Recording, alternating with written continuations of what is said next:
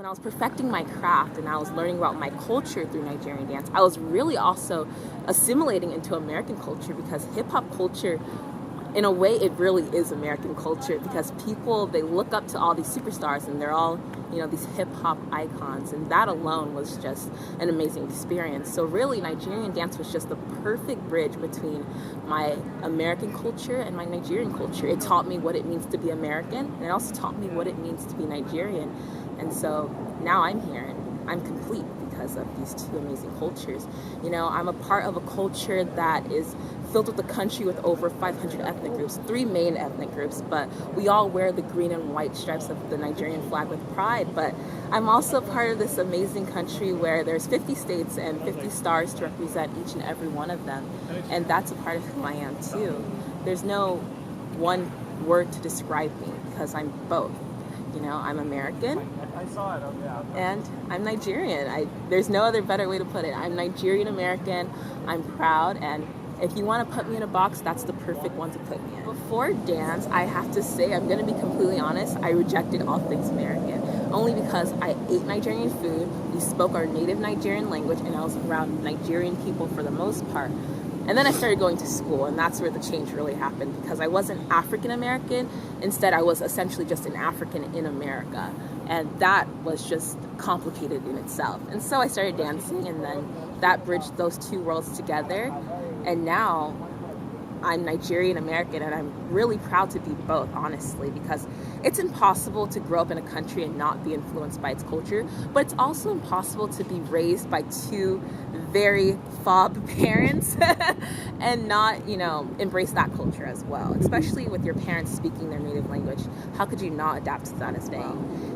But in reality, I felt like if I ever claimed being quote-unquote African American, then I was rejecting, the sacrifices my parents made to come to America, to make that choice to come to America for this grand and amazing experience for their children.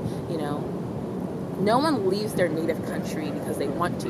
They do it because they feel like there's a greater purpose elsewhere. And my parents felt that their children essentially could have this grander life in another country here in America.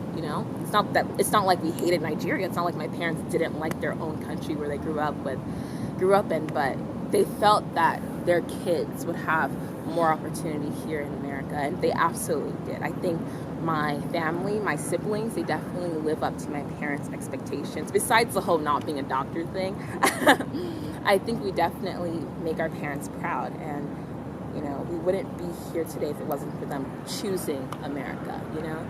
Not everyone gets to choose what their kids will be, and my parents essentially chose for us to be Nigerian American. So when we first performed our first choreographed dance at a Nigerian party, I was like, oh yeah, it was a Nigerian hip-hop style dance, and I was like, oh yeah, I'm cool. And I felt cool both as an American, like, oh yeah, I'm down, I could do this, right? Hip-hop is such a cool thing here.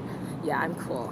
But then at the same time, it's like, oh, this is a part of my culture, When my dance teacher is yelling at us, she's not yelling at us in English. She's yelling at us in Igbo, telling us to fix our posture, to fix our feet, or whatever it may be. And so I think that first choreographed performance at a Nigerian party in California was probably the moment I was like, oh yeah, I'm both, and I'm proud. And that was a pretty amazing feeling, especially because I was so young and so confused at the time.